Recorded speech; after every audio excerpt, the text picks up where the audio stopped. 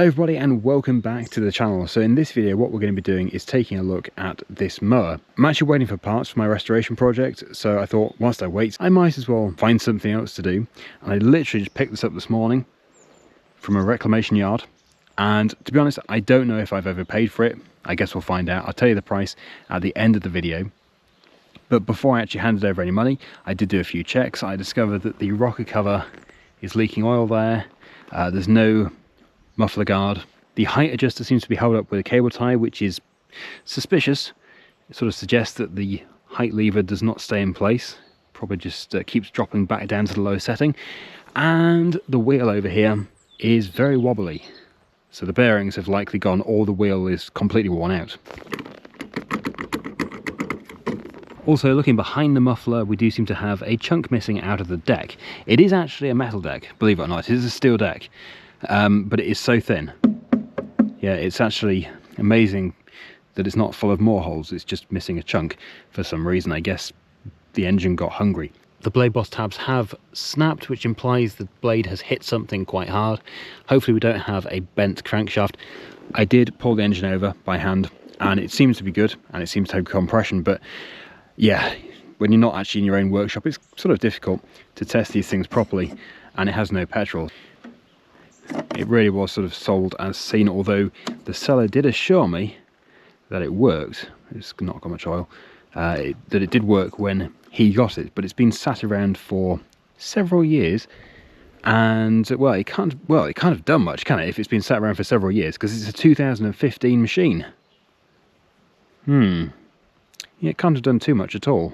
So what do we have here? Coil cast, made in China. So it's a Qualcast XSS46D. That must be a 46cm cut.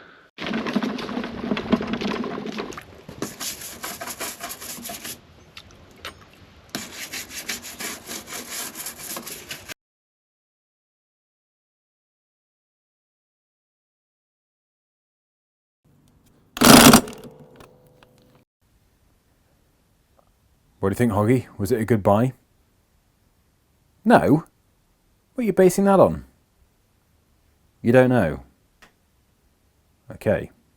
I'll just pop you here, Hoggy. And try and keep quiet. I know you like to sing and dance quite a lot. Okay, so here we go. Now, if this was my machine and I knew the history of it, then I would just go straight in and put some oil and petrol in it and go for it. But I don't know what it's like, so yeah, I'm just going to do some initial checks. Clearly the air filter is terrible, so I'm going to clean that before I even attempt to start it. If this engine is all good, I'll put a new filter in it. Next I'm going to take the spark plug out. I'll have a look inside the cylinder bore.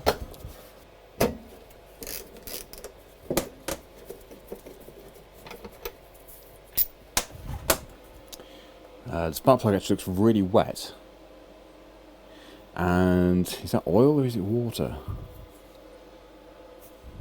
I think that actually might be oil. Let's put the inspection camera in and we'll find out. In we go. Right, what do we have in here? Bit of scratching to the cylinder wall. Oh, very scratched on this side actually. And that's probably because of carbon that's broken off. You can see there's actually some carbon that has broken off the piston head up there. So yes, that has likely got stuck between the cylinder wall and the piston and the rings, and it's just in there scratching away. So is there anything else unexpected in here? I can actually look in different directions with this particular inspection camera. So now looking the other way, and look at that. We've got a pool of oil in here. This is actually quite common for an engine like this because they get easily tipped over. And if you tip them over, the oil can quite easily get into here. I haven't tipped it over, but somebody probably has in the past.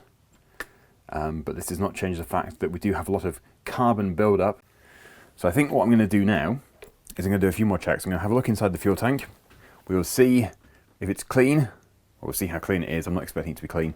And then, well, we need to do a spark test as well. So let's have a look inside the fuel tank. It's actually not too bad, but yeah, I could see some water in there earlier. That seems to have moved. Well, that's probably the water down there. Yep. So that needs to be cleaned out. Now luckily you can remove these fuel tanks very easily. They just pull off once you've removed this top recoil cover. So that's what I would do. But first of all, let's check for spark.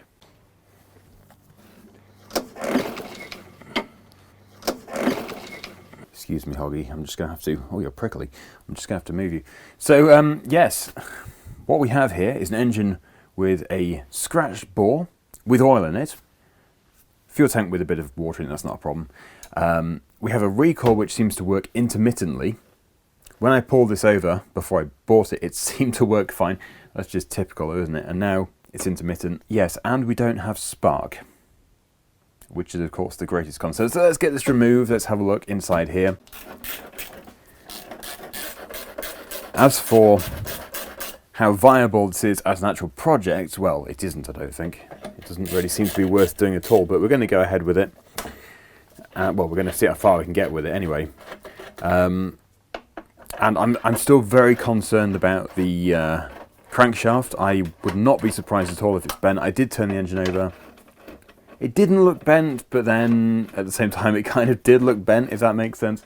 It was hard to tell because the blade doesn't look great and the blade boss is broken because that has hit something. The blade has hit something, so it's broken the tabs.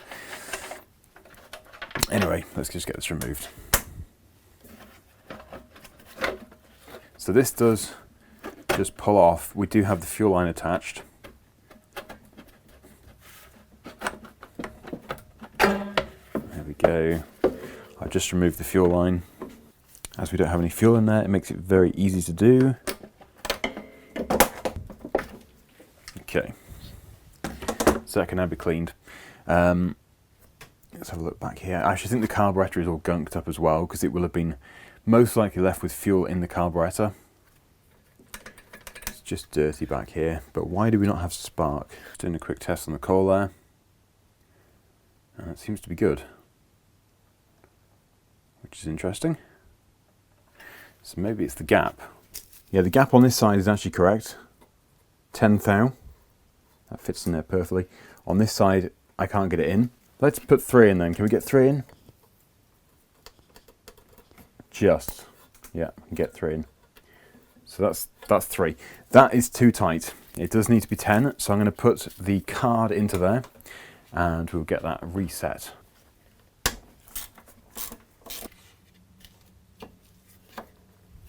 Drop that into there. That card comes with a new ignition coil if you ever buy one, but a business card works just as well.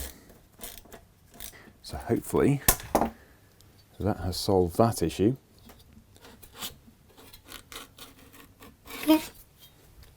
Because I can't see any issues here, the coil seems to be good, so really that was the only thing which was not looking right. I wish I could pressure wash all in here just to rinse it all down, but that is only if this all works. And now we can check for spark. Put the spark tester on. So I'm going to use the drill on here and let's check for spark. Seems good. Nice. So now we just have, well, the carburetor, which I'm sure won't work. As there is water in the fuel tank, I'm also going to check the carburetor because that's where it's going to lead to. I think some people hate these carburetors, some people find them okay. To be honest, I find them okay. They're not too bad. These replace the the diaphragm and gasket tanks on the 35 Classics and the Sprint and the Quattro engines.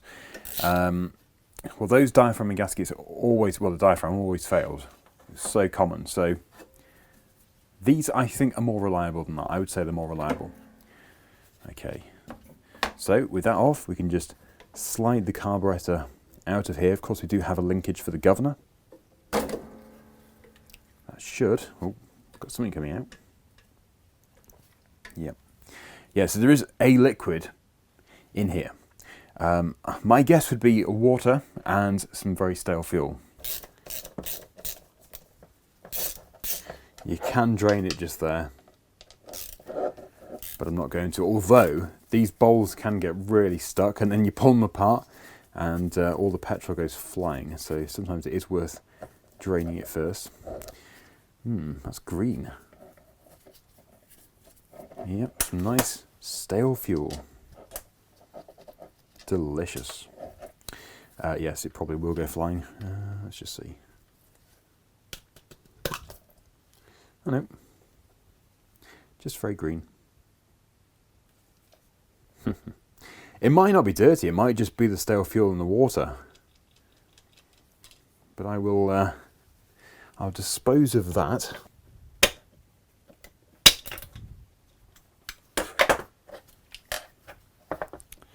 There's the float, needle valve. Looks to be quite good. Just a little bit dirty. And then here is the main jet.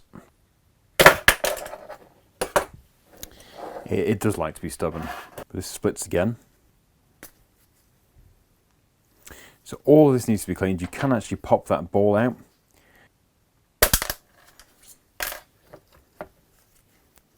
So that allows you to clean thoroughly all the way through. These look to be in really good condition. Now what you can't do is spray carburetor cleaner all over this without removing the O-rings first.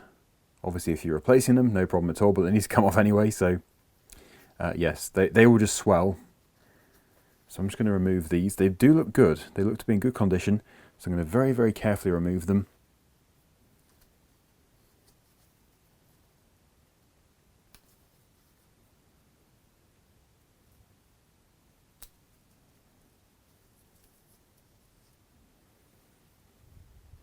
You can see how grimy the whole thing is.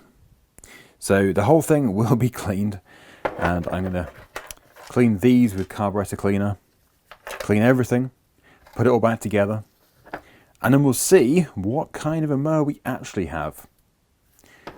I think the deck has had it, to be honest, but anyway, if we have a good engine by the end of this, then that's all good.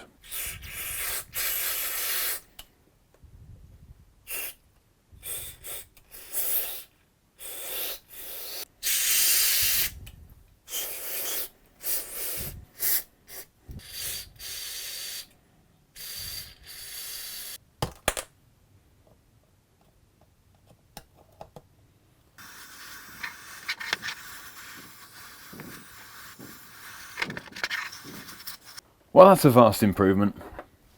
Hopefully we do have some luck with this now, so I'm just going to reassemble it. Fit this O-ring, the white retainer, the red gasket which goes on this side. Make sure that's fitted nicely. Okay, yeah, it's already looking a lot cleaner. So mustn't forget the ball goes into there. Make sure that is in there properly.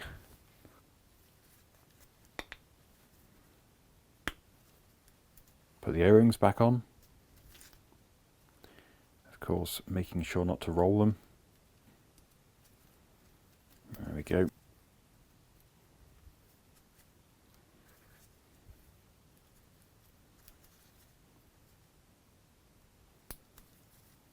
Okay, so that is now ready to refit. It will only go in one way, so you can see that goes straight in. This way, not at all. So you can't really get that wrong.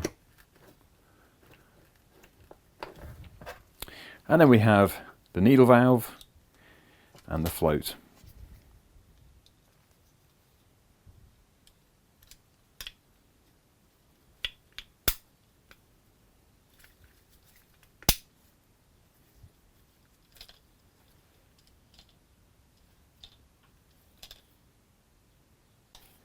This is the part where things can go wrong.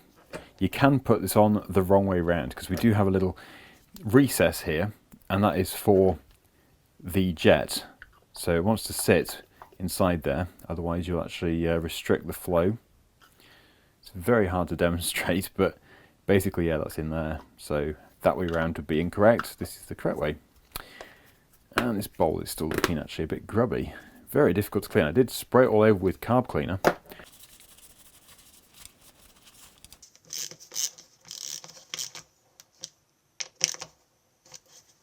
I've just swished the fuel tank out with some white spirit, so that will have cleaned it. I will have got the water out. I don't think there was much, but there was a bit. I've also got a new fuel line here, so I'm just fitting that. I know it does seem a bit silly when it's a machine that probably won't even work, but yes, the old one might have had water in it as well, so I think just for good measure, it's worth doing this. And I absolutely hate fitting a carburetor back onto a machine that looks like this. It's just so dirty. But we've got to see what it's actually like. We've got to see how well it runs. The dirt won't affect how it runs. At least not the external dirt. Obviously inside the carburetor it will.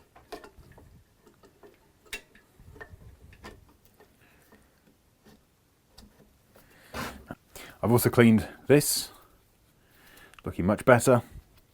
The thing is with these engines, even if internally they've had it, we've got all these different parts.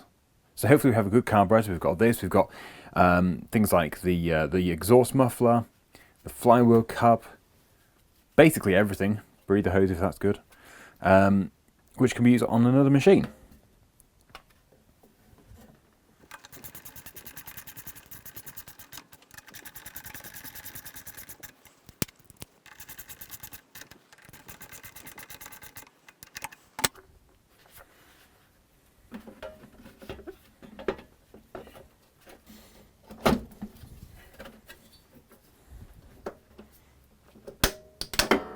This is a very crispy air filter. Well, we'll just remove the initial layer, and I can clean this in some soapy water. But yes, it does want to be replaced. This is just for us to test and see how good the engine is. So crispy.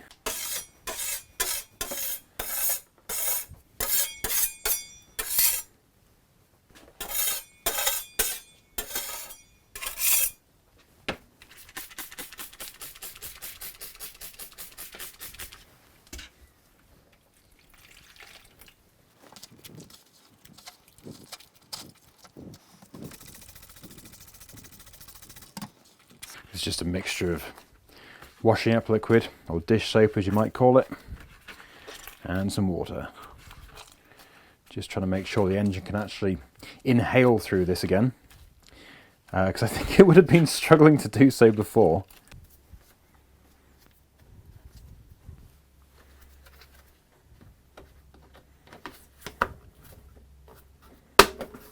And unfortunately, yeah, we can't really do anything with this recoil cover. I need to get a replacement if it's any good, if the engine's good.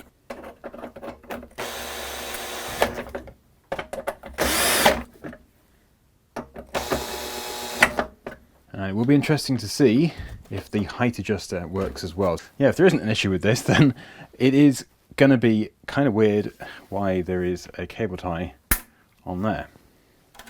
Maybe it just slips out occasionally. Demolishing the workshop. Oh, it doesn't go above that height. Oh, well, it does with some difficulty. Wow. Yes. So it does stay up there, I think. Obviously I haven't mowed with it yet, but it looks like it's just really stiff. Like, it gets to there and then you got to force it and then it goes. There is oil registering, but that might have just run down the dipstick and then collected at the bottom. It might be pretty much empty, but I'll just put what we have in this measuring jug into there, which isn't a great deal.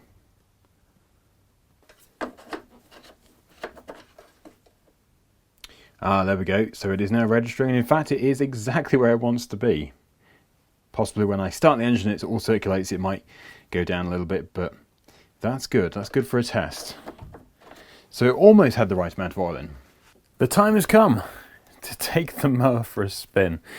Right, okay, so obviously I'm in the bad books with Hoggy.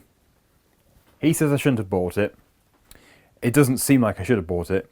But you never know. I'm sort of expecting this to now start and run. I hope it doesn't kick back. Could have checked the flywheel key, didn't do, but yeah, hopefully it just starts, runs, burns off for a bit. I hope it does burn that off, and we'll go from there. If it does, then, well, it's looking a little bit more promising.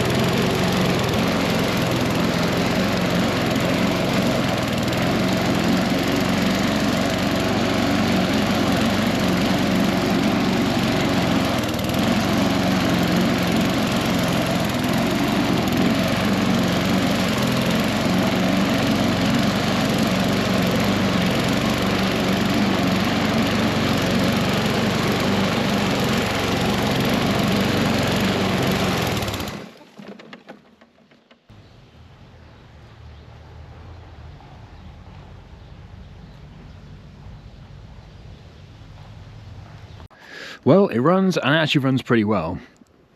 There wasn't really much smoke, that burnt off in a few seconds, but the big problem is it has a bent crankshaft. As I suspected, the vibration is not good. It's not the worst to ever use, but it is vibrating, and that would probably explain why the deck here is cracked, and actually there's a piece missing because of the vibration which is being caused, and that is exactly on a mounting point.